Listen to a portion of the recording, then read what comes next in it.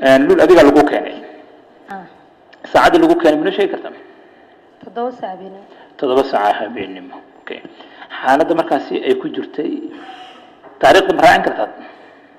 لواتني تضوى راتين تضرب ساعة بينهم حالة أي كجرتي بالنصفه سكوبان شرحات نوجا به حالة أي كسكني حالة أنا نوجا ما دحيح هاد يعني جبنينا كم وقذو جير كدن عدكنا وحيد هذا كرو قادو أدي فعنا لهيد ما أنا جبنينا كم وقذو جير كذا وقال كذا أنا مركا فيرنا وجوجي لكن ضعيف وهاي مركز كدي بس إمرجنسي هان في تلساينس كعبرنا وسجين كذا وفينا سيدو كله محل بلد برشر كذا دعسنا وسجين كذا عبر هو من شيء كرتام وسجين كذا سجاشين سجال بانكرت إن واحدة واه جر كذا كم بغض ما يجري يعني إسبيتال كل سومرت أساسيا وشيء إسبيتال كل إني سومرت على إني شيء لكن واحدة واه جر كذا كم بغض وكريم وارحت ما يجري أوكي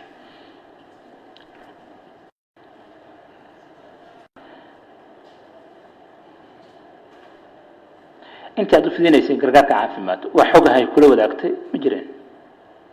وبكانك ها أنت هذا قرقاك في دينيسي وحوجها يلول كل وداكتي مجرتها وما أنت محكمة داود شيء كرته ماي يلا سعودي مركز هي اللي ده إيه الكذا لسعود ما مقعد ما حسيتها مش شيء كرته حسوس كده بركة أيوة تنوعها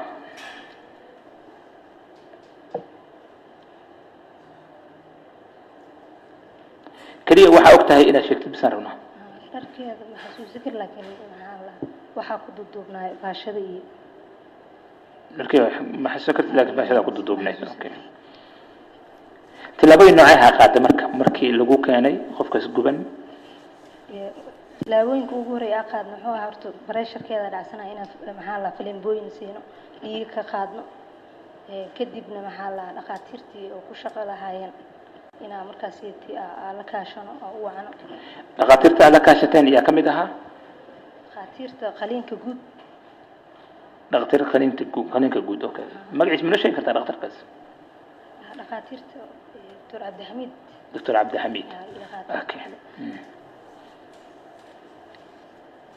أي وما تنتهي إذا بس كفيل سكرت. دكتور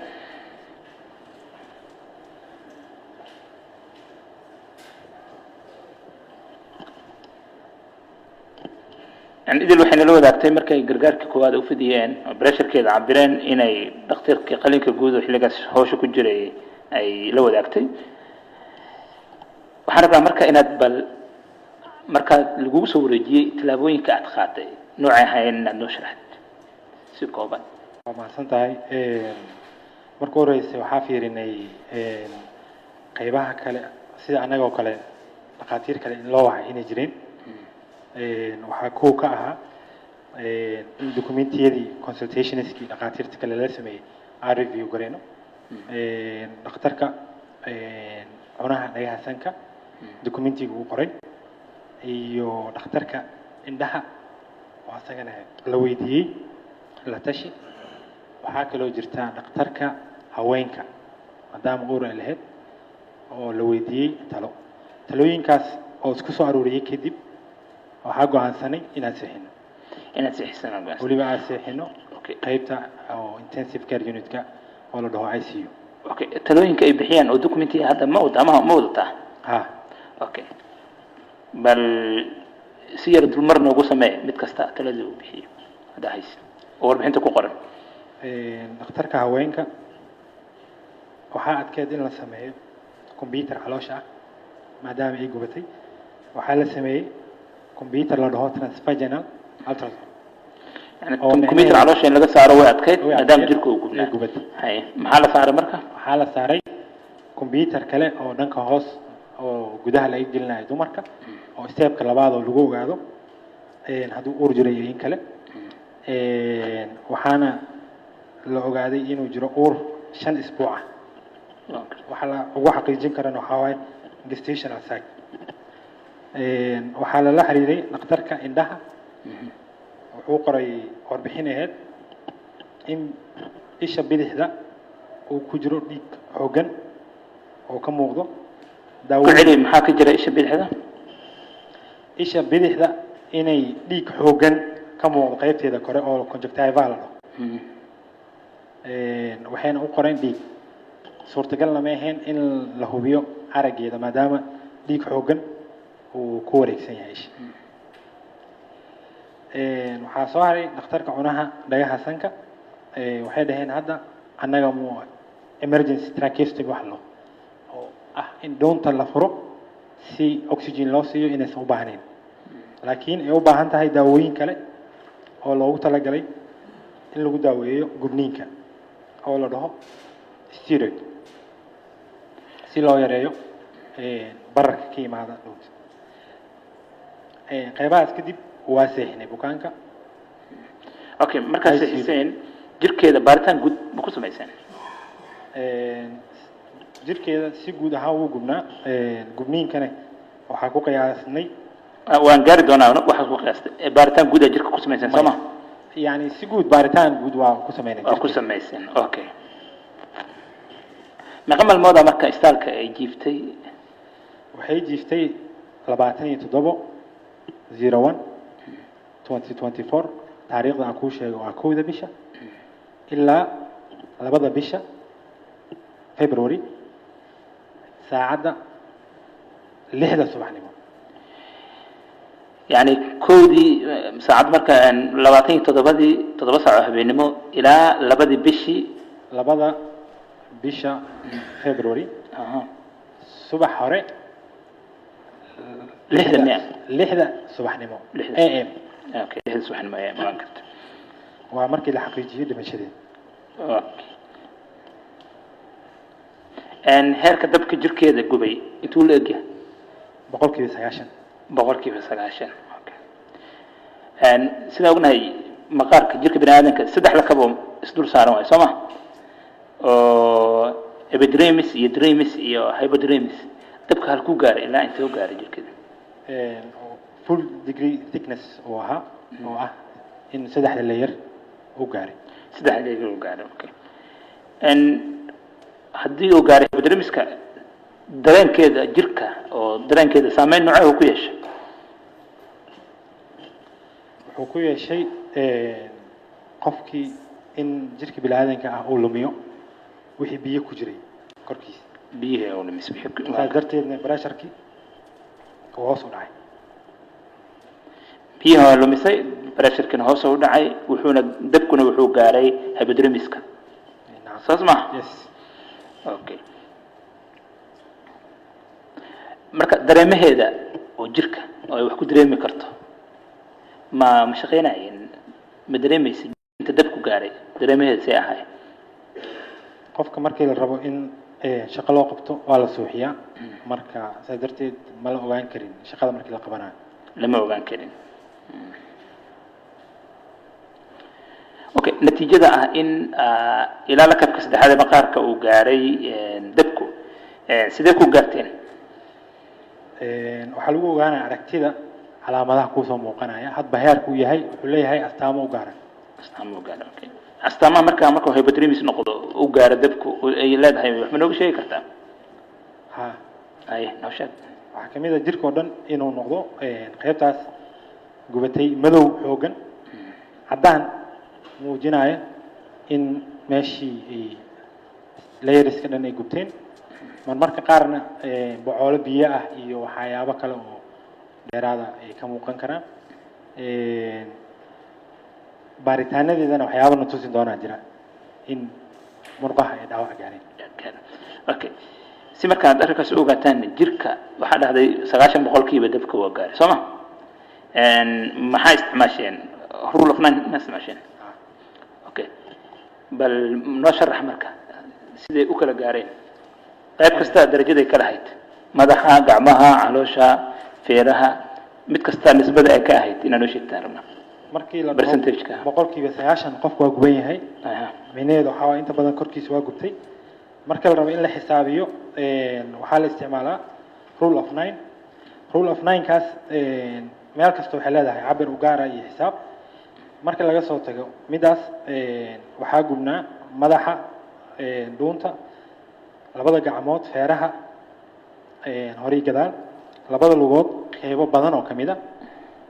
waxaa dhici karta marka muuqaalka aan u jeedno anaga markaas bukaanka markaa saameynayno in xubinta dhan aysan wada guban oo qeybo kamid ah waxaa loo gudbaa marka step labaad oo laho balmer measurement oo ah in calaacasha bukaanka cabir kasta oo la-eg ee loo xisaabinayo 1%. taasna ay ka soo baxaysa marka lugaha qeybahan hoose inay gubnayn oo ay ka muuqato qofkii ilaankii u marsan iyo kilkisha laabadka oo ayadana aan markaas gubnayn iyo qeybtan cawrada u dhow oo la dhaho perineum marka la isku geeyo qeybahaas rabnaa inaan ka saarno jirkii 100% ahaa soo afar lagu daray 1% oo kalkishi ah iyo 1% oo cawrada ah 10kaas ka saari doontaa jirkii oo dhan labada lugood mid afar ka saartay labada lugood qeybo kamid ah okay markaad ka jarayseen lug kasta meeqa ka jirteen 4 ka jirta 4 iyo 4 ka jirta aha kadib qeybii kale oo kilkishi iyo cawrada oo 1% ah kilkisha na 1 cawradana 1 sidaas ma ku xisku noqotay ya kilkishi midigta kilkisha 1% cawradina 1% qeybta premium sida marka waxay isku noqotay 10 ka jirta 10 waxaa ka jari doontaa totalki guud boqolkii totalka guud waan gartay lugaha lugta qeybteedaan hoose ma gubneyd mayna gubneyd maxaa keeni kara lugta qeybteeda hoose inaysan gubnayn aslada anaga ma joogin goobta wax ka dhaceen maadan joogin goobta wax ka dhaceen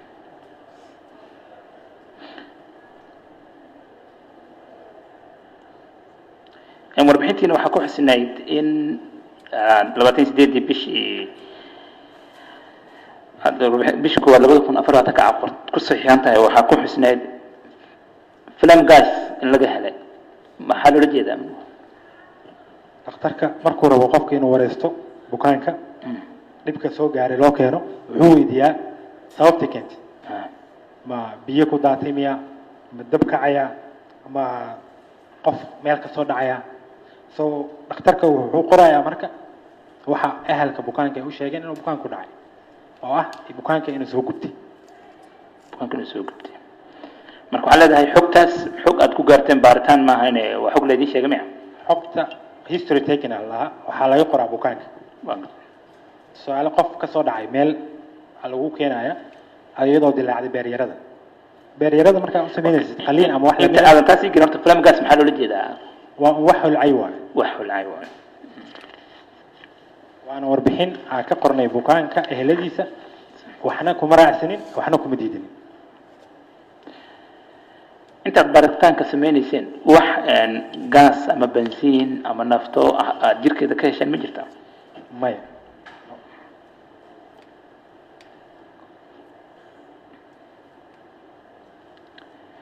waxaad noo sheegtay inay geeriyootay 6 subaxnimo 2 bishii 2004 6 subaxnimo soo ma markii lagu dhawaaqay dhimashada markii lagu dhawaaqay okay ma nala wadaagi kartaa warbixinta dhimashada haya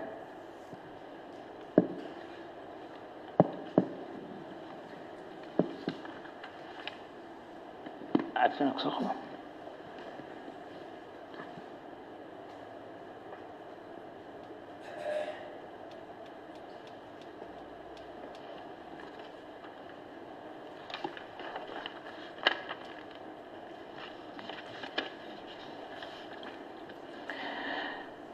أنت أخبرتان كسميني سن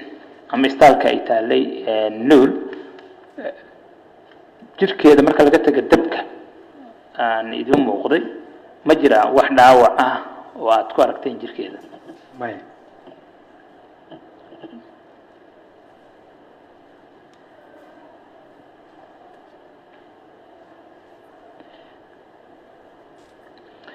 markaad eegto xaddiga uu la ekaa dabka jirkeeda gaaray ma la dhihi karaa waa mid keeni karay geerida marxumadda dabka qaabka qofku uu gubto markii la fiiriyo inta gubatay jirkiisa waxaa lala xiriiriyaa dhimashada lala xiriiriyo soo qof gubtay boqolkiiba 90 waa xaalad critical ah xaalad culus waay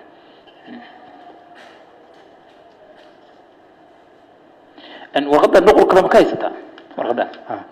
waxay faahfaahin gud ma naga siin kartaa waxaa la jooga dhaqaatiirtii oo sooxinta oo ICU-da ay ku dhimatay habeenkaas shaqada ku jiray ayagana waa warqadana qoramiya waa warqadana qora dabcan magaciisa noo sheeg دكتور علي محمد يوسف دكتور علي محمد يوسف دكتور علي محمد يوسف علي محمد يوسف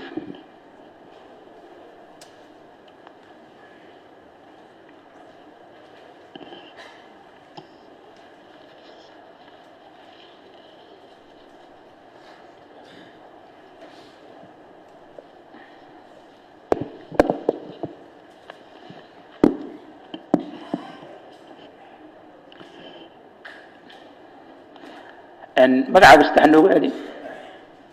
انا علي افاض كما قلنا ربنا مقع علي محمد يوسف علي محمد يوسف علي دكتور متى ها اوكي علي انت انا كوريسني marka hore waan ku dhaarinaya dhaarta aniga dhahay waga daba dhahaysa wallahi billahi tallahi waxaan ku dhaarinayaa magaca ilaahay inaan sheegayo runta oo kaliya sheegayo runta oo dhameystiran sheegayo waxa run ahayna aanan sheegayn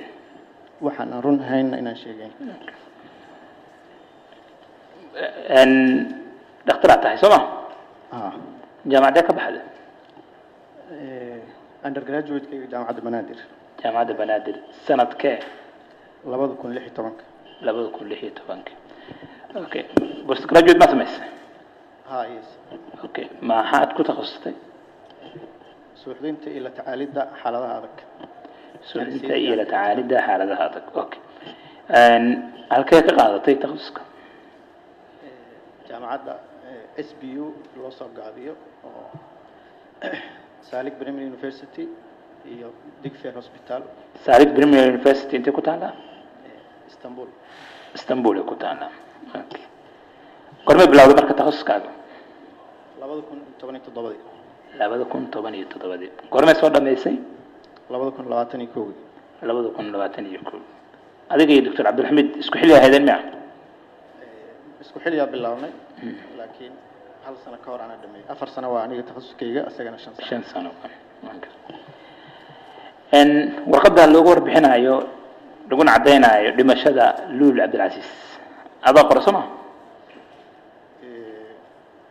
dhakhtarka qoray magaciisa ku saxiixan waa residentgayga ama ardaygayga oo senior ugu horeeyo gacantiisa ku saxiixay laakiin ana joogay habeenkaas joogtay okay ان taariikhdeena ma tuma sheegi kartaa waxay dhimatay 2 bisha 9 am saq dhexe ya 2 bisha labaad ay dhimatay saacadana waxa dokumentiga waa kaalmaysan kartaa dib malaha 6:50 daqiiqo dhimatay sababta dhimashadeeda maxaad ku qiyaasteen marka maadaama adiga qaybta ICU-da ku jirtay ama sulka ahayd sidoo Dr. Cabdulhamid hore u sheegay qofka markuu safiir baan noqdo oo 90% uu jirkiisu guban yahay mortality badbaadada ama rajada badbaadada waxay ka yar tahay 10% macnaheedu 90% ka badan dhimasho u badan tahay qofka markuu gaaro 90 degree gubnaashiisa marka sababta dhimashada keenaysana waxa leedahay waa dabka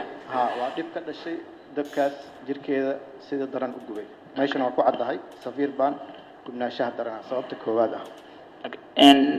inta ay istaalka ku jirtay suurtagal ma tahay in caabuq jirkeeda ka dhashay oo sabab u noqon karo dhimashadeeda gubnaashaha laftirkeeda sabab u ah caabuq inuu imaado sababtoo ah shaqada maqaarka uu qabto jirkeena oo waxa kamid ah inuu ka difaaco infectionka inuu jirka soo galo laba waxa kamid ah inuu u ilaaliyo biyaha jirka ku jira marka labadaas sabab la isku daray waxay keenayaan labadaas maqaarka markuu meesha ka baxo gubto qofku wuxuu nugul yahay labadaas inuu infection soo galo maadaama difaaci koowaad uu ka baxay meesha jirkana uu ilaashan waayo biyaha ku jiray jirka uu si fudud uga baxo oo qofka dhiig pressurekiisu aad hoos ugu dhaco okay goobta lagu hayay ama lagu baxnaaninayay bacteria inay timaado ama infekshanno ay ka dhalan karaan suurtagal ma tahay ICU-deena guud ahaanteeda ka hortag ahaan waxa uu yaalo inuusan qof soo gelin horta kow si looga hortago infection inuu imaado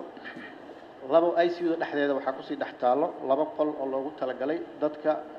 isolation loo yaqaanaa dadka sidaas oo kale gubtay oo dhala ah oo ayaga bis la geliyo bukaan kale aan la gelin si looga hortago infection inuu si fudud ku gaaro saddex qofka u shaqeynayana mar kastaba inuu xiran yahay dhar oo asaga bukaanka inuu infection ay u gudbo ka hortagayo gacmihiisa inuu sterile gloves ugu jiro dhar loogu talagalay oo nadiif ahna loo xiro si infection ku marka intuu isbitaalka sameyn kare waa sameeyay already laakiin maqaarkii oo infectionka meesha celinaysa ah oo ka maqan taas qofka si fudud inuu wax fudud infection uga qaado keeni karta marka dhalay ku jirtay ICU-da ku jirtay dhalayna haddana kaga sii jirtay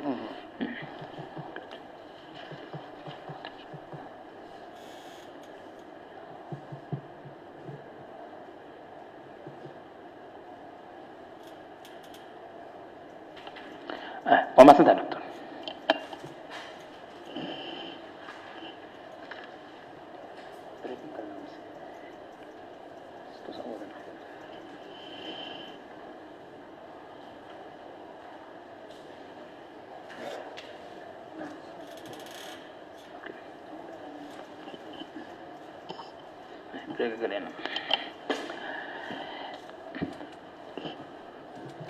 وما سنتها دكتور وانا ميساني وما سنتها وفسحنتها